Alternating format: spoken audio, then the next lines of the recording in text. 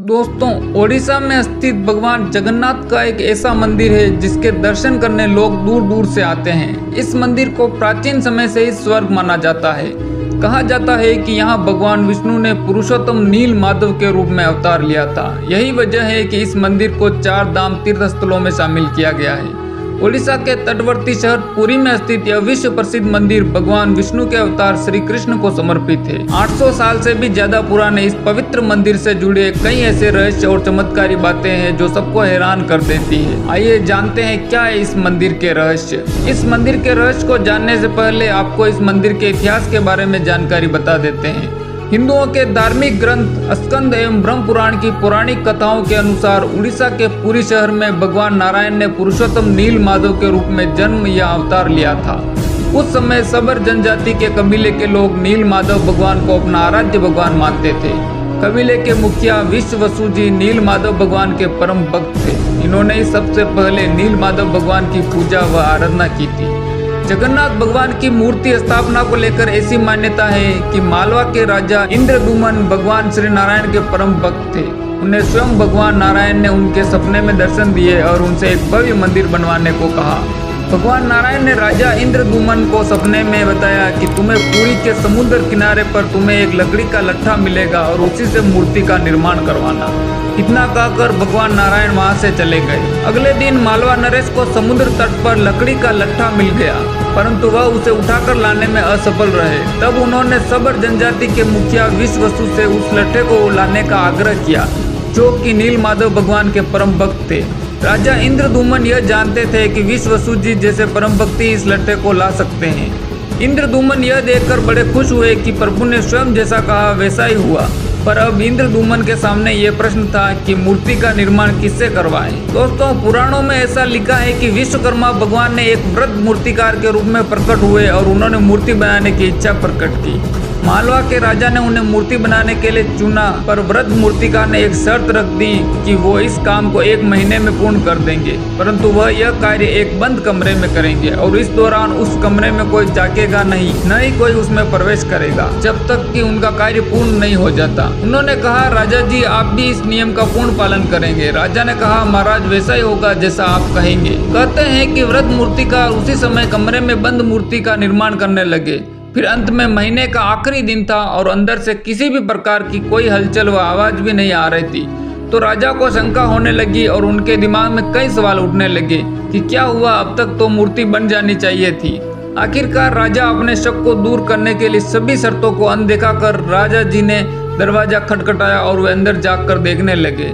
जैसे ही दरवाजा खुला, राजा को वह वृद्ध व्यक्ति कमरे में नहीं मिला। उन्होंने पाया कि मूर्तियों का निर्माण पूर्ण नहीं हो सका है, मूर्ति के हाथ पांव भी नहीं बन पाए हैं। यह देखकर राजा अपने आप को कोसने लगा और बहुत दुखी हुआ और वह वृद्ध व्यक्ति भी नजर नहीं आ रहा था। इस घटना को प्रभु इच्छा मानकर राजा इंद्रदुमन ने उन मूर्तियों को उसी अवस्था में मंदिर में स्थापित करवा दिया। दोस्तों, आज भी प्रभु जगन्नाथ, बलभद्र एवं सुभद्रा की मूर्तियां उसी अवस्था में है और यही एकमात्र कारण है कि जगन्नाथपुरी के मंदिर में मूर्तियां पत्थर या किसी अन्य धातु की नहीं बल्कि पेड़ के तने को इस्तेमाल करके बनाई गई है।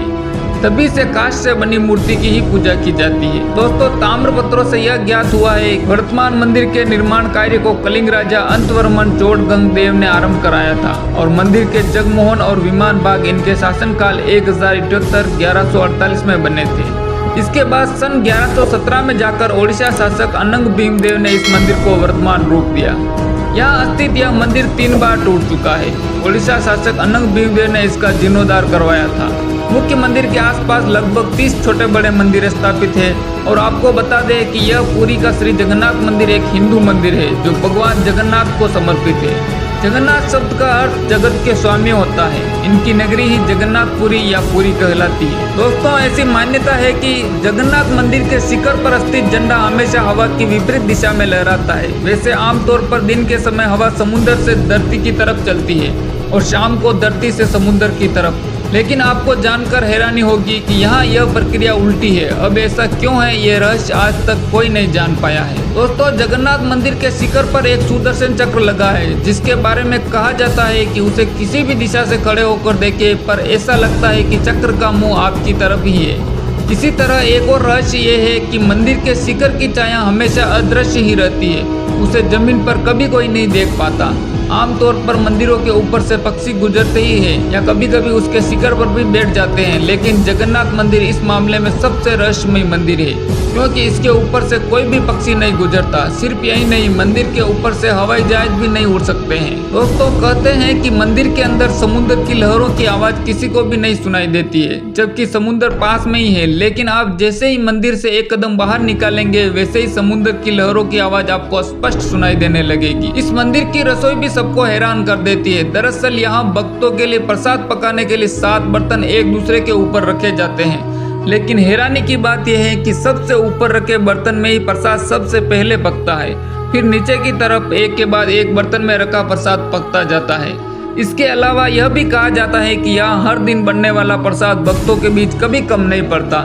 चाहे 10-20 हजार लोग आए या लाखों लोग, सबको प्रसाद मिलता ही है। लेकिन जैसे ही मंदिर का द्वार बंद होता है, वैसे ही प्रसाद भी खत्म हो जाता है। जगन्नाथपुरी मंदिर के ब्रह्म पदार्थ का रहस्य भी कम नहीं है। जगन्नाथपुरी मंदिर के रहस्य में आश्चर्यचकित कर देने वाला एक सबसे बड़ा रहस्य है, जो है ब्रह्म पदार्थ का रहस्य। दोस्तों, ऐसी मान्यता है कि भगवान जगन्नाथ व अन्य मूर्तियों को जब 12 वर्ष बाद बदला जाता है, तो पूरे शहर को अंधेरा कर दिया जाता है। पूरे शहर की बिजली बंद की जाती है, मंदिर में अंधेरा कर दिया जाता है। मंदिर की सुरक्षा चारों तरफ से पुख्ता की जाती है। इसके पश्चात एक गुप्त अनुष्ठान नकलेवर करवाया जाता है और चुनिंदा पुजारियों की आंखों पर रेशम की पट्टियां बांधकर मंदिर में भेजा जाता है। इन मूर्तियों में से एक प्रकार का ब्रह्म पदार्थ निकाला जाता है, जिसको आज तक किसी ने भी नहीं देखा है। उसको नई मूर्तियों में सावधानी पूर्वक स्थापित कर दिया जाता है। कहा जाता है कि इस पदार्थ में इतनी ऊर्जा है कि इसको देखने वाला व्यक्ति अंधा हो सकता है और मर भी सकता है। वैसे किसी ने इसे आज तक देखा नहीं है। दिव्य ब्रह्म पदार्थ को स्थानांतरित करने वाले पुजारियों के अनुभव की माने